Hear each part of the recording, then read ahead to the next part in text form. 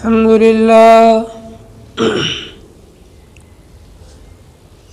لله نحمده ونستعينه ونستغفره ونؤمن به ونتوكل عليه ونعوذ بالله من شرور أنفسنا ومن سيئات أعمالنا من يهده الله فلا مضل له ومن يضلله فلا هادي له ونشهد أن لا إله إلا الله وحده لا شريك له ونشهد أن سيدنا ومولانا محمد صلى الله تعالى عليه وسلم وعلى آله وأصحابه أجمعين.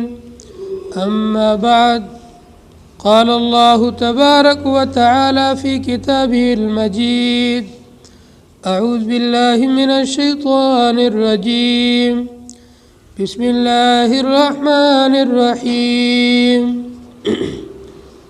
قل يا عبادي الذين أسرفوا على أنفسهم لا تقنطوا من رحمة الله إن الله يغفر الذنوب جميعا إنه هو الغفور الرحيم. وقال النبي صلى الله عليه وسلم: الراحمون يرحمهم الرحمن ارحموا من في الأرض يرحمكم من في السماء أو كما قال عليه الصلاة والسلام. رب اشرح لي صدري ويسر لي أمري واحلل عقدة من لساني يفقهوا قولي واجعله وزيرا من أهلي. ایک مرتبہ پیار اور محبت کے ساتھ درود شریف کا نذرانہ پیش کریں.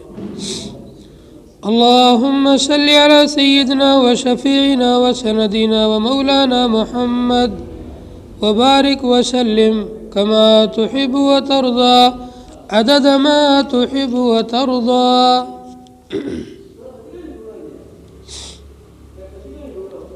گرامی قدر سامعین ذی وقار دینی اور اسلامی بھائیوں، قرآن کریم کی ایک آیت کریمہ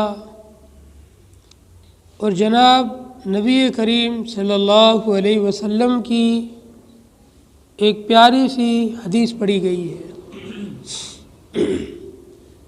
اس آیت کریمہ اور حدیث مبارکہ کے اندر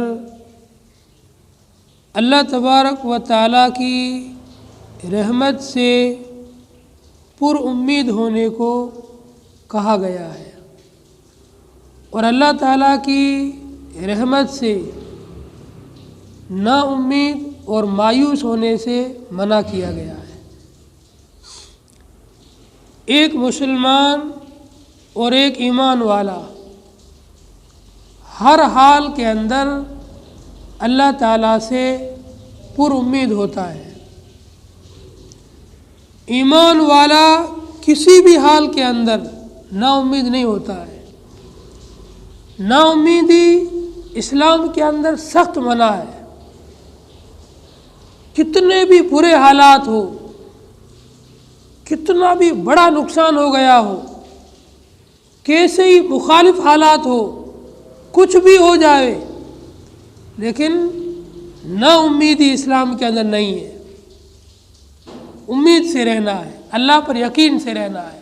حالات ضرور بدلیں گے.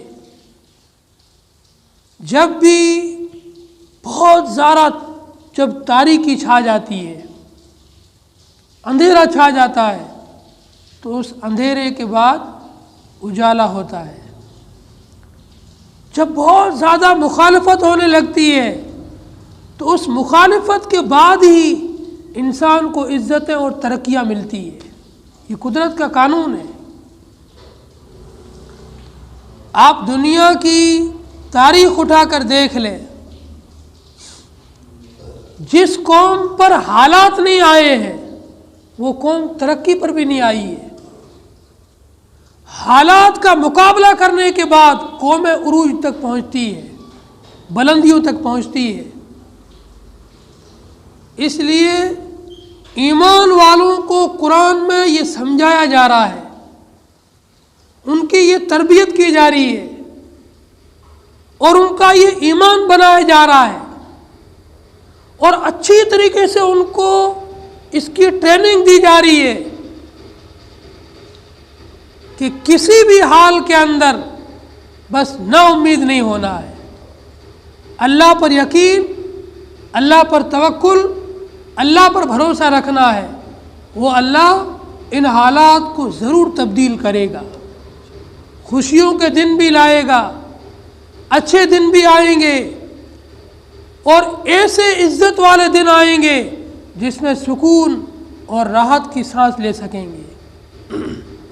اس لیے اللہ نے فرمایا قل، اے نبی جی آپ کہہ دیجئے، یا عبادی الذین، میرے ان بندوں سے، اے میرے وہ بندے، اسرفوا علی انفسہم، جنہوں نے ظلم کر کے، زیادتیاں کر کے، نافرمانیاں کر کے اپنی ذات پر ظلم کر لیا ہے، لا تقنطوا من رحمت اللہ، اللہ کی رحمت سے نا امید نہ ہو، اللہ کی رحمت سے مایوس نہ ہو۔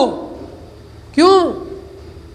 فَإِنَّهُ يَغْفِرُ الذُّنُوبَ جَمِيعًا، اس لیے کہ اللہ تعالی ہر طرح کے گناہوں کو معاف کرنے والا ہے، ہر قسم کے گناہوں کو بخشنے والا ہے۔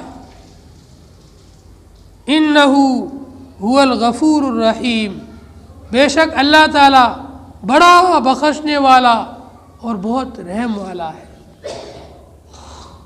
انسان کا پرانا دشمن، جو شروع سے دشمن ہے، آدم علیہ السلام کی پیدائش ہوئی وہاں سے جو انسان کا دشمن ہے وہ شیطان ہے، کیونکہ شیطان کو آدم علیہ السلام کی وجہ سے مردود کیا گیا، راندہ درگاہ کیا گیا، اللہ نے اس پر اپنی لعنت اتاری، پھٹکار اتاری، غضب اتارا آدم علیہ السلام کی وجہ سے۔ تو شیطان پوری انسانیت کا دشمن ہے، کسی ایک انسان یا ایک برادری، ایک قبیلے کا نہیں، پوری انسانیت کا دشمن ہے۔ اس شیطان کی ایک کوشش ہے، پہلے وہ انسان کو اللہ کی ایک نافرمانی کرائے گا، اس نافرمانی کے ارتکاب کے بعد وہ اللہ تعالیٰ سے مایوس کروائے گا۔ شیطان جب انسان کو غلط راستے پر لے جاتا ہے تو اسٹیپ بائی اسٹیپ، درجہ با درجہ، آہستہ آہستہ لے جاتا ہے غلط راستے پر۔ ایسا نہیں کہ پہلے ہی دن سے انسان بس ایک نمبر کا ڈکیت بھی بن گیا، چور بھی بن گیا، کافر بھی بن گیا، اس میں سب برائیاں آ گئی، ایسا نہیں ہوتا ہے۔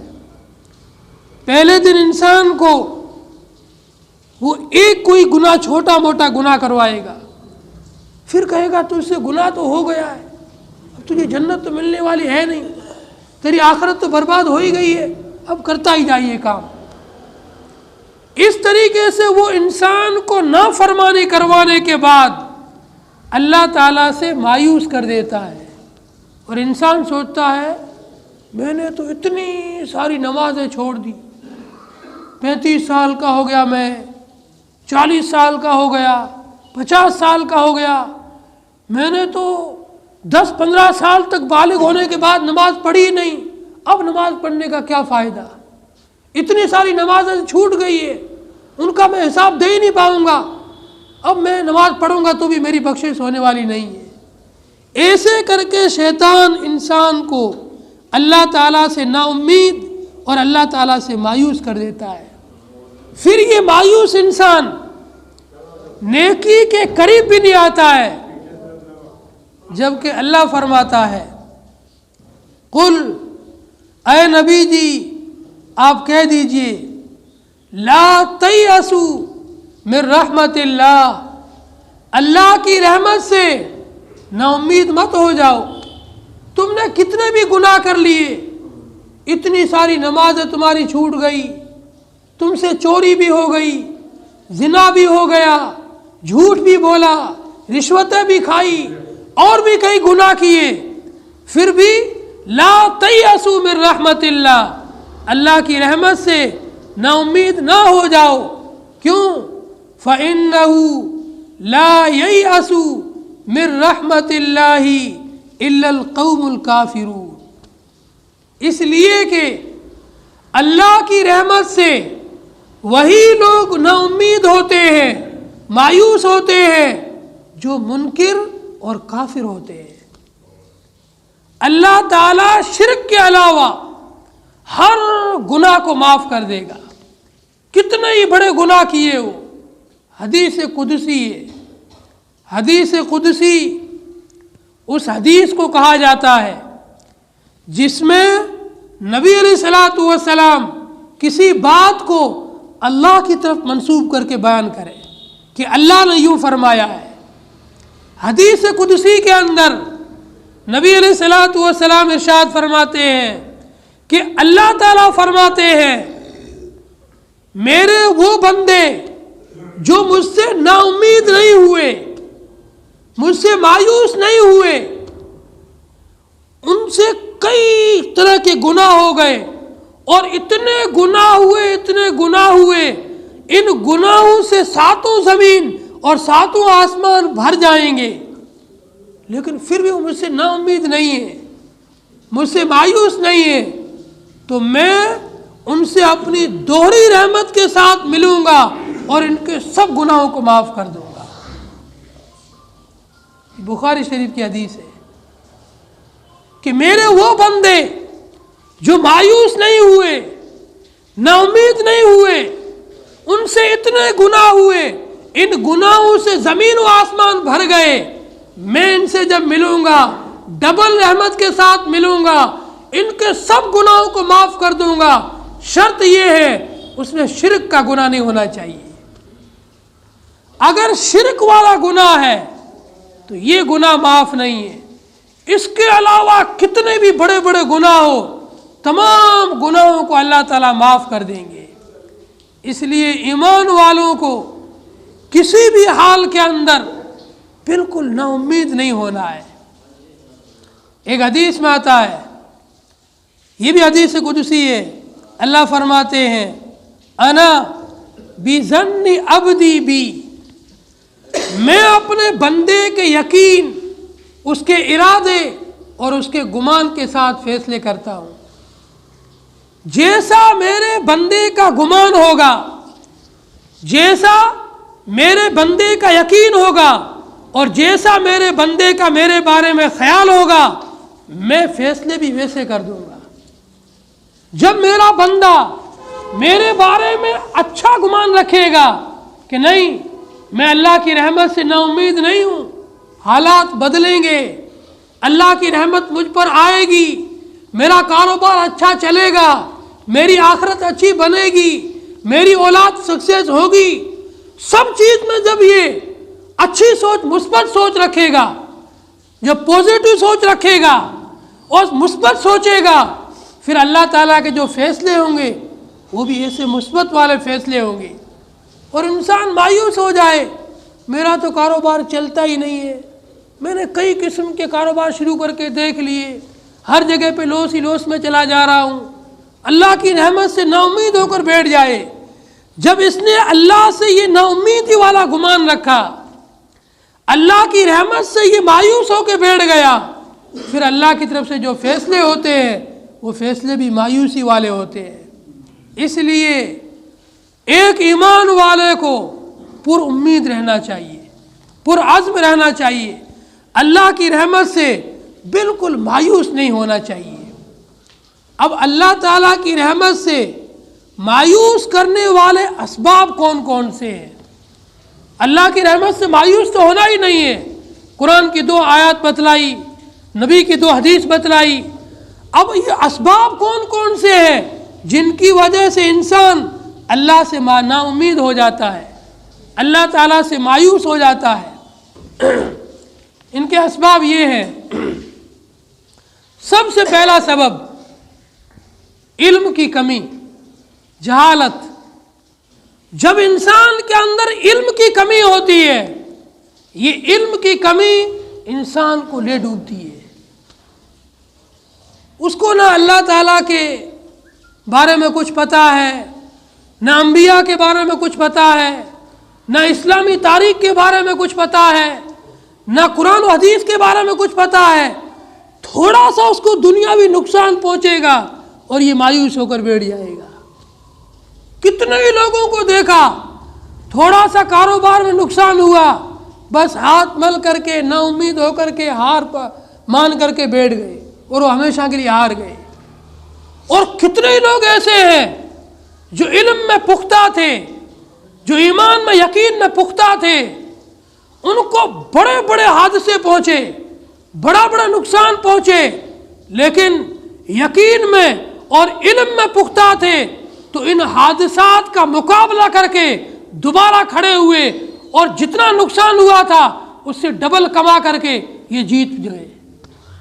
اسی لیے کہتے ہیں علم کی کمی یہ انسان کو بڑا نقصان پہنچاتی ہے، انسان کو مایوس کرتی ہے. تو اللہ تعالیٰ کی رحمت سے نا امیدی کا سب سے پہلا سبب علم کی کمی ہے، جہالت ہے. اس لیے عزم کریں کہ ہم اپنی اولاد کو جاہل نہیں رکھیں گے، ہر طرح کی تعلیم سے انہیں لیس کریں گے، دنیاوی تعلیم بھی دیں گے اور دینی تعلیم بھی دیں گے. کبھی اگر ان کے ساتھ کوئی انہونی ایسی بات ہو جائے، انہیں کوئی نقصان پہنچ جائے تو مایوس ہو کر ہار نہ مان لیں، دوبارہ اٹھیں، دوبارہ کھڑے ہو اور اپنی دنیا کو بدل کر رکھ دیں اور دنیا کو بتا دیں ایک ٹھوکر سے، ایک ہار سے کچھ ہونے والا نہیں ہے، دوبارہ جیتیں گے. مایوسی کا دوسرا سبب، نا امیدی کا دوسرا سبب، دوسروں سے امید لگا کے رکھنا. اللہ کی ذات کو چھوڑ کر اللہ کے علاوہ کسی اور سے امید لگانا. بھائی کاروبار میرا ہے، دکان میری ہے، مجھے اپنے آپ کو شخصیت بنانا ہے اور میں اپنے تایا پر، اپنے ماموں پر، اپنے بھائی پر، کسی اور پر ڈیپینڈ ہو کے بیٹھ جاؤں تو ان کو خود کی اپنی اولاد ہے، ان کے خود کے مسائل ہیں، انہیں کا فرصت ہے جو میرے کام میں آ کر میری مدد کریں، مجھے شخصیت کریں. یہ شخصیت ہونے والا نہیں ہے. پھر یہ آدمی نا امید ہو جاتا ہے، محروم اور مایوس ہو جاتا ہے. اس لیے مایوسی سے بچنے کے لیے، نا امیدی سے بچنے کے لیے اللہ کی ذات پر کامل توکل اور اپنے کام پر بھروسہ ہونا چاہیے. بس صرف اللہ کی ذات ہے جو مجھے کامیاب کر سکتی ہے، اللہ کی ذات ہے جو میرا بھلا کر سکتی ہے، اللہ کی ذات ہے جو مجھے شخصیت کر سکتی ہے. جو اللہ پر بھروسہ رکھے گا وہ کبھی نا امید نہیں ہوگا، وہ کبھی بھی مایوس نہیں ہوگا. جو اللہ کو چھوڑ کر کسی بھی مخلوق میں سے کسی پر بھروسہ کرے گا وہ کہیں نہ کہیں جا کر کے نا امید ہوگا اور مایوس ہوگا. نا امیدی کا اور مایوسی کا تیسرا جو سبب ہے وہ ہے بے صبری. صبر بھی تو بہت بڑی چیز ہے. اسلام میں اور ہمارے قرآن و حدیث کے اندر صبر کے کتنے سارے فضائل بیان کیے گئے ہیں. اور صبر کہتے کس کو ہے؟ صحابہ نے سوال کیا، یا رسول اللہ ما الصبر، اے اللہ کے رسول صبر ہے کیا چیز؟ اتنے سارے قرآن میں فضائل ہیں، اللہ تعالیٰ صبر والوں کے ساتھ ہے، اللہ تعالیٰ صبر والوں کو سیدھا جنت میں داخل کرے گا، اللہ تعالیٰ صبر والوں کو گرنے نہیں دیتا ہے، اللہ تعالیٰ صبر والوں کو ہارنے نہیں دیتا ہے. یہ صبر ہے کیا چیز؟ آپ نے فرمایا الصبر عند الصدمۃ الاولی. صبر جیسے ہی انسان کو کوئی صدمہ پہنچے، جیسے ہی کوئی نقصان پہنچے، بس چپ ہو جائے اور معاملہ اللہ کے حوالے کر دے. اللہ کے اور اس نقصان اٹھانے والے کے علاوہ تیسرے کسی کو پتہ نہ چلے کہ کیا ہوا ہے. یہ صبر ہے. جب کسی انسان کو کوئی نقصان پہنچا، کوئی بھی دھوکہ ہوا یا کوئی بھی کسی قسم کی مصیبت آئی، یہ خوب 2-3 مہینے تک ہر انسان کے پاس جا کر کے رویا، میرے ساتھ یہ ہوگا، میرے ساتھ یہ ہو گیا، میرے ساتھ یہ ہوگا. 3-4 مہینے کے بعد کوئی سپورٹ کرنے والا نہیں ہوا تو کہ بس اللہ کے حوالے کرتا ہوں، اب میں صبر کر لیتا ہوں. یہ صبر نہیں ہے، یہ ناکامی ہے.